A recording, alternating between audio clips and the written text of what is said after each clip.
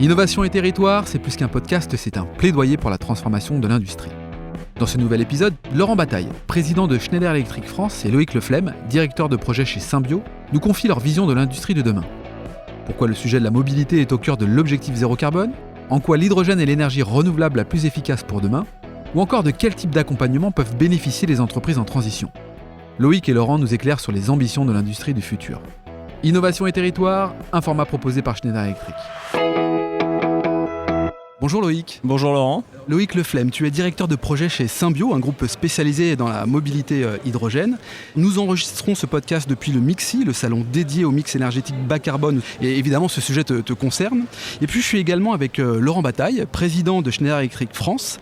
Schneider Electric qui s'engage pour agir en faveur de la décarbonation avec énormément d'actions très concrètes. Bonjour Laurent. Bonjour Laurent. Alors Loïc, je le disais, tu es directeur de projet chez Symbio.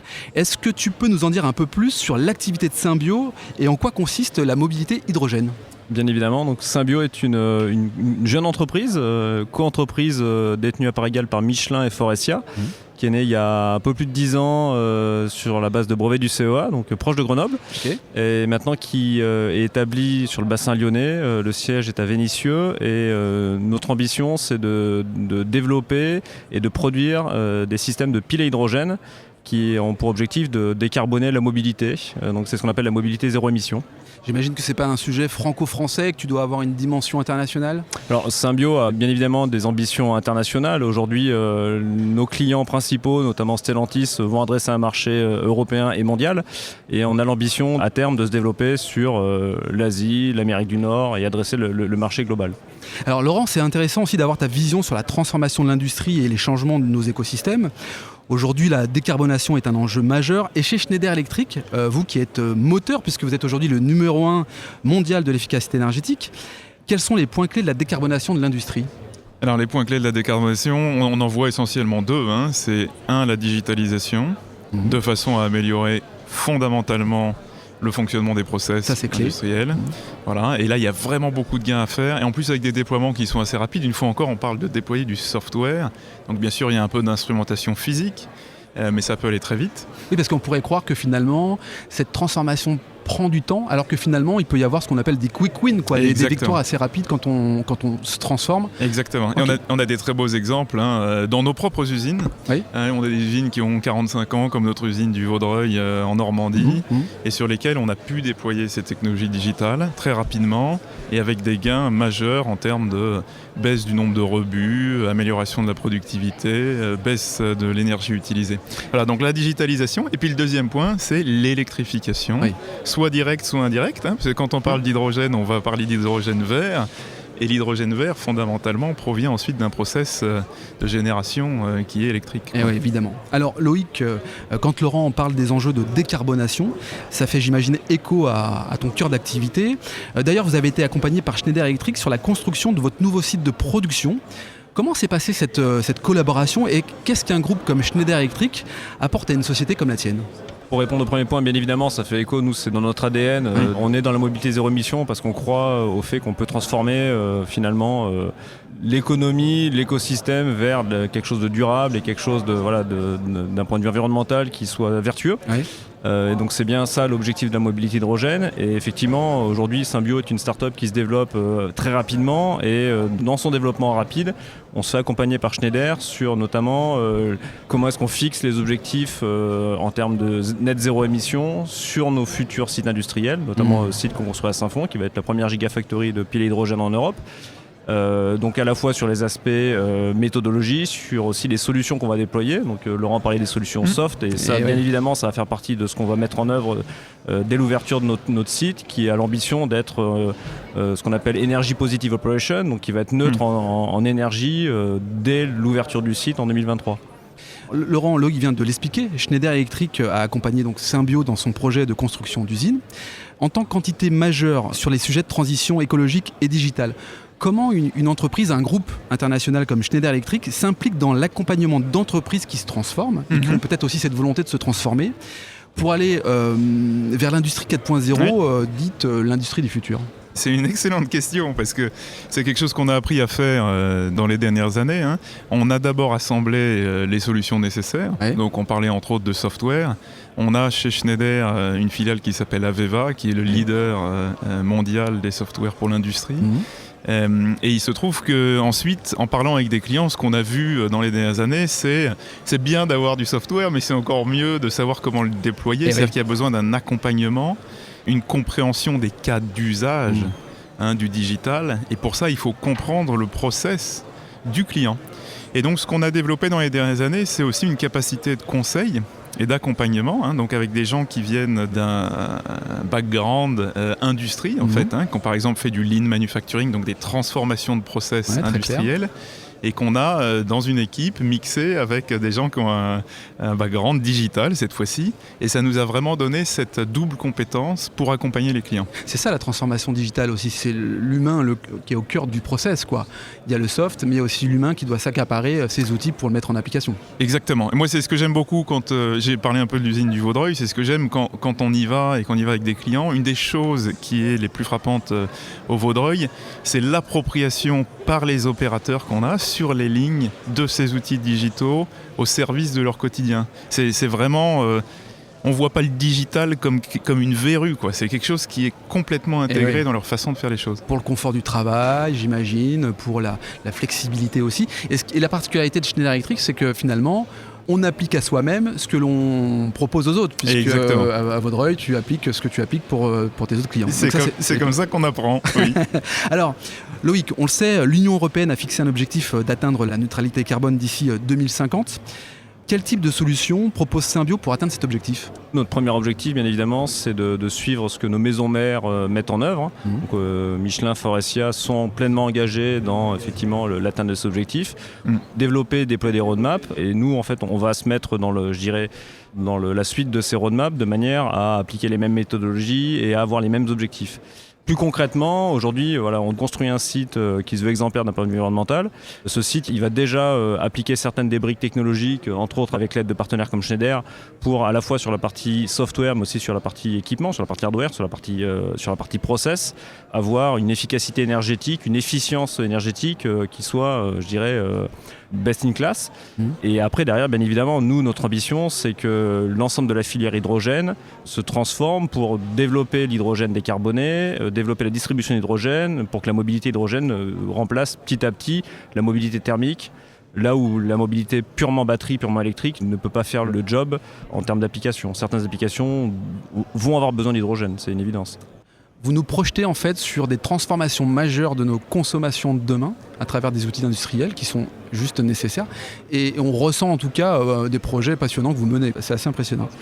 Alors ce que je trouve intéressant et que Loïc m'avait partagé, c'est vraiment effectivement le cas d'usage tout à fait, de la technologie de Symbio. C'est vrai que si on prend un véhicule utilitaire ou un camion, aujourd'hui, l'électrification par batterie fonctionne pas, c'est trop lourd. Oui. Là, on voit bien effectivement les cas d'usage et je vais revenir sur ce que j'ai entendu tout au long de ces 2 jours du salon Mixi. Le mix énergétique, à chaque énergie finalement un usage. Oui. Et on est véritablement là-dedans. C'est-à-dire qu'il y a de la place pour tout le monde en fonction des usages. Ah, complètement, ça c'est une certitude. Ouais. Alors Laurent, se transformer, décarboner l'industrie demande des aménagements colossaux pour les entreprises. Ça nécessite un accompagnement sur ces transitions qui ne sont pas plus une question, mais on le disait tout à l'heure, qui sont évidemment impératives. Qu'est-ce qui est mis en place pour accompagner ces entreprises ? Un des points les plus importants, on en a parlé, c'est la capacité de conseil et d'accompagnement. C'est-à-dire qu'on ne peut pas simplement proposer des solutions sur étagère. Il faut également comprendre le contexte du client. Voilà.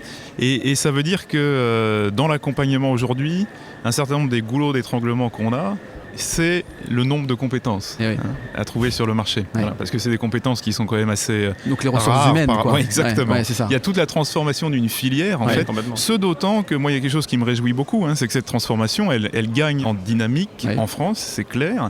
On voit à la fois des projets nouveaux, comme ceux de Symbio, donc une usine entièrement nouvelle, mais il y a aussi beaucoup d'entreprises qui essaient maintenant de rénover leur infrastructure industrielle. Voilà, donc la demande, elle est réelle. Maintenant, ce qu'il faut, c'est y faire face. Trouver les ressources. C'est une question de compétitivité internationale, j'imagine, d'avoir les bonnes ressources pour répondre à ces enjeux. Oui, tout à fait. On parlait du plan France 2030, on parle aussi du package Fit for 55. Est-ce que ce sont des éléments qui facilitent aussi finalement la transformation de ces industries ?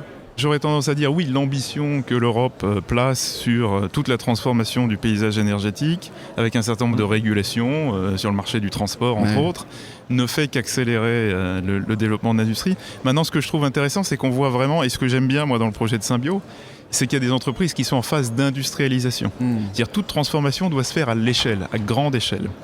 Et je pense que ça vient aussi pas mal de vos actionnaires, avoir des entreprises qui sont déjà à l'échelle dans le marché de l'automobile et du transport, ça vous tire pour aller plus vite. Ah oui, on n'est plus au proof of concept, on n'est plus au pilote, Bien sûr, ouais. mais on commence à vraiment rentrer dans la transformation à grande échelle. Merci à vous deux, c'est très clair en tout cas sur la manière d'aborder la décarbonation à travers vos deux expériences respectives. Alors Loïc, on l'a bien compris, des énergies plus propres et renouvelables sont la clé du futur de l'industrie verte et décarbonée. En tant qu'entreprise qui a de réelles ambitions d'implantation sur l'Europe et aux États-Unis, comment on s'y prend quand on a ces ambitions-là ?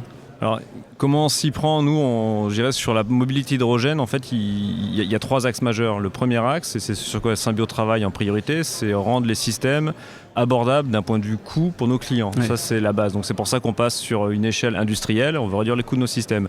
Après, il y a des axes qui sont comment est-ce qu'on déploie l'hydrogène décarboné. Donc là, c'est la mise en place à une échelle relativement massive de capacité d'électrolyse de l'eau pour fabriquer l'hydrogène. L'hydrogène vert, aujourd'hui, n'existe pas à l'état naturel. Donc ça, c'est le deuxième axe. Et là-dessus, il y a des industriels qui sont engagés. On a la chance d'avoir en France plusieurs industriels qui développent ces technologies. Et le troisième axe, bien sûr, c'est le déploiement des infrastructures pour la distribution de cet hydrogène. La mobilité hydrogène ne pourra décoller que quand les infrastructures seront en place pour distribuer l'hydrogène décarboné sur des véhicules qui ont des systèmes que nos clients, les clients des OEM pour lesquels on travaille, peuvent se payer et sont économiquement viables. C'est la fameuse chaîne de valeur, quoi. Exactement, exactement. Face à ce que nous dit Loïc, ce qui semble évident, c'est que l'innovation est au cœur des transformations. Quand on est un groupe comme Schneider Electric qui accompagne l'industrie dans sa transition, et on le voit bien par cet exemple-là, comment on développe finalement ces innovations de la R&D jusqu'à l'industrie 4.0 ? Comment on accompagne ces entreprises-là ? Alors d'abord, je pense qu'il faut avoir une vision. Et nous, par exemple, dans la digitalisation, on a une vision qui est d'une plateforme ouverte, de façon à ce qu'on puisse la déployer sur les bases installées des clients, sinon on ne répond pas à leurs problèmes. Donc je dirais, il y a un certain nombre de concepts qu'il faut avoir en tête de façon à vraiment pouvoir adresser les besoins du client sur le long terme. Deuxième chose, bien sûr, c'est les compétences humaines. Donc nous, on a la chance d'avoir des centres de R&D multiples, en particulier sur le métier du software, mais pas que. Et entre autres en France, qui est un de nos berceaux d'innovation chez Schneider Electric. Et puis le dernier point, c'est qu'on apprend beaucoup et des clients et de nos mises en œuvre en interne. On en parlait avant. Voilà, on appelle ça drink your own champagne. Okay. C'est-à-dire vous buvez votre propre champagne. Pas mal. Et ça nous permet d'apprendre. Mais effectivement, chaque mise en œuvre avec des clients nous permet d'apprendre ce qui est le plus utile pour eux et de continuer à innover dans ce sens. Et oui, donc chaque expérience enrichit l'expérience et enrichit la capacité de fournir en fait de l'innovation. L'innovation qui prend en compte l'humain, puisque on dit souvent que l'humain est au cœur de toute transition. Comment chez Symbio on implique ses collaborateurs dans cette démarche et comment finalement on réussit à recruter, on en parlait, à recruter toujours plus de nouveaux talents et de nouveaux métiers. Alors c'est un enjeu majeur pour Symbio, étant donné notre croissance. Symbio, c'est une entreprise, il y a 2 ans, il y avait moins de 100 personnes. Là, on doit être à 450 personnes. À la fin de l'année, on sera plus de 600. On a, une croissance telle qu'il faut qu'on aille chercher des bons talents parce qu'on fait des produits qui sont très technologiques et donc en termes de recherche, d'innovation, de process, on va chercher des spécialisations bien particulières. Donc, c'est véritablement un vrai enjeu, une vraie difficulté. Et donc, on s'est rapidement rendu compte du fait que les métiers de la filière hydrogène, finalement, n'existaient pas vraiment encore, n'étaient pas normés, il n'y avait pas d'école qui formait à ça. Donc, c'est pour ça qu'on a, entre autres, nous, décidé de faire nos propres formations internes. Donc, on a fondé une organisation qui s'appelle la Symbio Hydrogène Academy, qui a pour vocation de former nos collaborateurs au métier de l'hydrogène, aux spécificités, de les faire monter en compétences. Ça va depuis l'opérateur de production jusqu'à l'ingénieur ou la personne qui va travailler dans un labo de recherche, de manière à ce que on fasse croître le savoir, les connaissances dans ce domaine-là. Et finalement, c'est des formations aussi qu'on propose à nos partenaires, à nos clients, à nos fournisseurs, pour que l'écosystème hydrogène, globalement, commence à grandir en compétences, en connaissances. Se former à ces nouveaux métiers, finalement. Complètement. Mais c'est véritablement un enjeu majeur de développement pour nous, sur lequel on investit beaucoup. Alors, Schneider Electric est exemplaire sur l'apprentissage. Est-ce que l'apprentissage, c'est la voie royale, finalement, à intégrer un groupe comme celui-ci pour apprendre ces nouveaux métiers ? C'est certainement une voie très importante. Royal, je ne sais pas.